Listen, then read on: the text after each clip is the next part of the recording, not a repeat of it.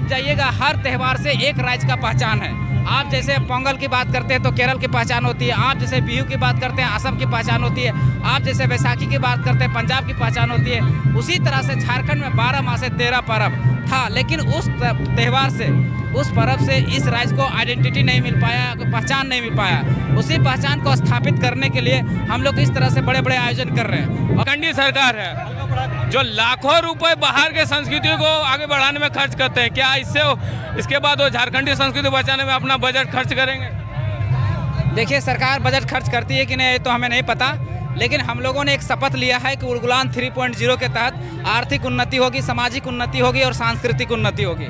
सांस्कृतिक उन्नति में हमारा आता है भाषा, पहनावा, रहन सहन, पर्व त्यौहार, खान पान, ये सारी चीज़ें आते हैं। और हमेशा से हम कहते आ रहे हैं, शुरू से कहते आए हैं। कल वो डहरे टूसू धनबाद था, उसमें भी हम कहे थे कि हम राढ़ सभ्यता के, राढ़ संस्कृति के, राढ़ माटी के, राढ़ वंशज के राढ़ लोग हैं। तो ये जो हमारी राढ़ संस्कृति थी, वो राढ़ माटी से धीरे धीरे लुप्त होती जा रही थी। इसी राढ़ संस्कृति को संरक्षित करने के लिए, संजोने के लिए, संवारने के लिए, समेटने के लिए और आने वाली पीढ़ी को बताने के लिए हम लोगों ने आज देखे होंगे कि पहले डहरे करम बोकारो में किए, फिर डहरे सोहरा रामगढ़ में किए, फिर डहरे टूसू धनबाद में किए, फिर डहरे टूसू आज जमशेदपुर में कर रहे हैं।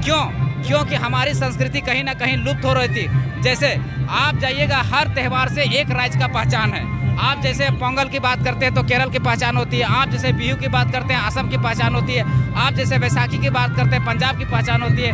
उसी तरह से झारखंड में 12 माह से 13 पर्व था, लेकिन उस त्यौहार से, उस पर्व से इस राज्य को आइडेंटिटी नहीं मिल पाया, पहचान नहीं मिल पाया। उसी पहचान को स्थापित करने के लिए हम लोग इस तरह से बड़े बड़े आयोजन कर रहे हैं और हमारे आने वाली युवा पीढ़ी को बता रहे हैं कि हमारी जो संस्कृति थी अपने आप में एक विशिष्ट थी, महान संस्कृति है। उस संस्कृति को संरक्षित करना है, उस संस्कृति को बचाना है, संजोना है, समेटना है, संवारना है और उसकी जो लोकगीतें हैं, उसकी जो नेगाचारी है, जो उसको पुनः स्थापित करना है ताकि हमारी पहचान बच सके। क्योंकि झारखंड जब अलग हो रहा था तो झारखंड अलग करने के लिए सांस्कृतिक पहचान, भौगोलिक पहचान और प्रशासनिक पहचान की जरूरत थी।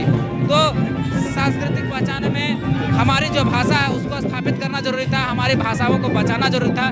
जैसे हम लोग कहते हैं कि 5 जनजातीय भाषा, संथाली, मुंडारी, कुड़ुक, हो और खड़िया और 4 क्षेत्रीय भाषा खोटा, कुड़माली, नागपुरी और पंचपर्गनिया है। तो ये भाषाएं हमारे KG to PG आज पढ़ाई नहीं हो रही है, जिस कारण लुप्त होती जा रही है। तो ये इससे बड़ी बड़ी संस्कृतियाँ बचेगी। क्यों बचेगी?